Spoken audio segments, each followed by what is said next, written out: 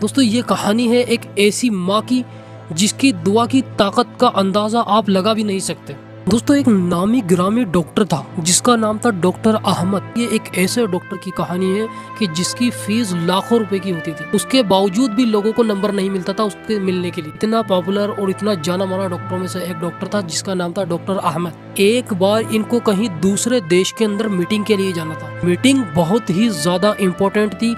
आज रात तक कैसे भी करके इनको उस देश में जाकर के पहुंचना था। डॉक्टर अहमद अपने घर से निकलते हैं एयरपोर्ट के लिए। कुछ ही समय में वो एयरपोर्ट पर पहुंच जाते हैं और एयरपोर्ट से दूसरे मुल्क जाने के लिए एरोप्लेन के अंदर सफर शुरू करते हैं। पर अभी शुरू ही हुआ था कि आधा सफर तय हुआ था कि पता चला कि एरोप्लेन के अंदर कुछ मिस्टेक हो गई। उसको वहीं कहीं आसपास लैंड करना पड़ा। वहाँ की एयर होस्ट ने डॉक्टर साहब को बताया कि लगभग 10-12 घंटे एरोप्लेन को सही होने में लगेंगे, तो आप सभी लोगों को हमने पास ही की एक होटल के अंदर शिफ्ट कर दिया गया है, आप वहां पर जाकर के रेस्ट कर सकते हो। डॉक्टर साहब को बहुत बड़ी टेंशन हो गई कि उनको तो कैसे भी करके आज रात तक उस मीटिंग के अंदर पहुंचना है, वरना उनको लाखों रुपए का नुकसान हो जाएगा। होटल के मैनेजर ने बताया कि डॉक्टर साहब आपको जिस एरिया में जाना है वो यहाँ से लगभग 4 किलोमीटर का ही है, तो क्यों ना आप खुद ही एक किराए की गाड़ी लेकर के यहाँ से चले जाओ, आप 3 से 4 घंटों में आपके मुकाम पर पहुँच जाओगे। डॉक्टर साहब को वैसे तो लॉन्ग ड्राइव करना पसंद नहीं था, लेकिन मजबूरी ऐसी फंस गई कि उनको जाना पड़ा। तो वहाँ से एक कार लेते हैं किराए पर और निकल जाते हैं। कुछ दूरी ही तय करी थी उन्होंने डॉक्टर साहब ने कि पता चला कि रास्ते में एक आंधी तूफान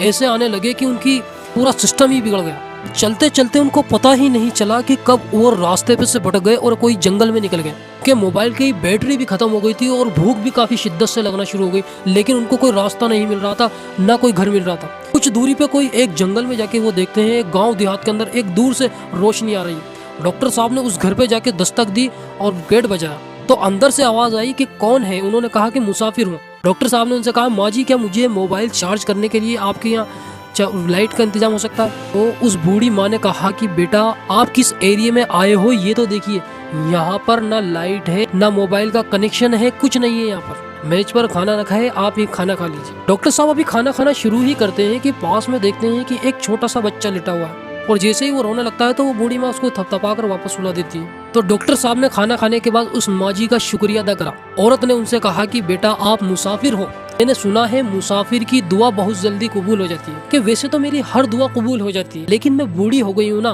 तो शायद लगता है कि मेरी दुआओं में वो असर नहीं रहा जो पहले हुआ करता था। तो उन्होंने कहा कि बताइए आपकी दुआ क्या है। तो उन्होंने उस बूढ़ी माँ ने कहा कि ये जो आपको बच्चा दिख रहा है ना, ये मेरा पोता है। इसके माँ और बाप दोनों इस दुनिया से चले गए, इसका मेरे सिवा कोई नहीं है। मैं भी बूढ़ी हूँ, पता नहीं मैं कितने दिन जिंदा रहूँ या ना रहूँ। इसको एक बीमारी है और उसका इलाज मैंने यहाँ के सभी हकीमों, डॉक्टरों सभी को दिखा दिया, लेकिन कोई भी इसका इलाज नहीं कर पा रहे हैं। सभी का एक ही कहना है कि इसका इलाज सिर्फ एक ही डॉक्टर कर सकता है, उसके सिवा कोई इसका इलाज नहीं कर सकता। और वो जो डॉक्टर है उसकी लाखों में फीस है, लोग मिलने के लिए उससे तरसते हैं। मैं बूढ़ी और गरीब उस तक कैसे पहुंच पाऊं।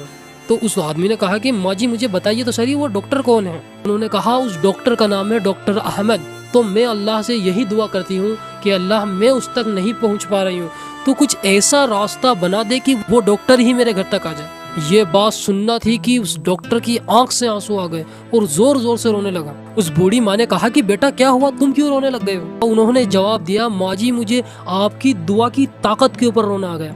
आप कह रही हो कि मेरी दुआ कबूल नहीं हो रही। आज मुझे एहसास हुआ कि ऊपर वाले की कुदरत भी लाजवाब है। आपकी दुआ के अंदर तो वो ताकत है कि उड़ते हुए आसमान के अंदर हवाई जहाज को उसने नीचे उतार दिया, हवाओं का रुख बदल दिया, तूफानों से रास्ता बता करके मुझे आपके घर पर लाकर खड़ा कर दिया। जी हाँ माँ जी, मैं ही वो डॉक्टर हूँ जिसकी तलाश थी आपको, डॉक्टर अहमद। अब मैं समझा मेरे साथ वो मामला सारा क्या हुआ। मैं घर से निकला था एक बहुत बड़ी मीटिंग के लिए, क्यों मेरा एरोप्लेन खराब हुआ, क्यों मैंने वहाँ से कार ली, क्यों मैं वहाँ से जाते हुए रास्ता भटका।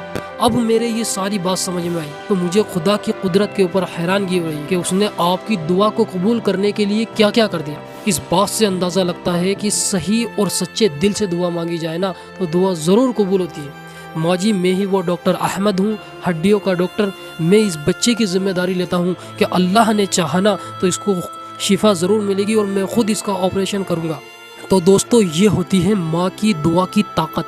अगर आपके माँ बाप जिंदा है ना, तो आप बहुत बड़े खुशनसीब इंसान हो कि जिसके माँ बाप जिंदा है। उनसे दुआ करवाया करो दोस्तों। मैं मोहम्मद साजिद शाह आपसे अलविदा लेता हूं और ऐसी ही वीडियोस के लिए हमारे चैनल MSS मोटिवेशन को सब्सक्राइब करें। वीडियो अच्छी लगी तो वीडियो को लाइक करें और शेयर भी करें।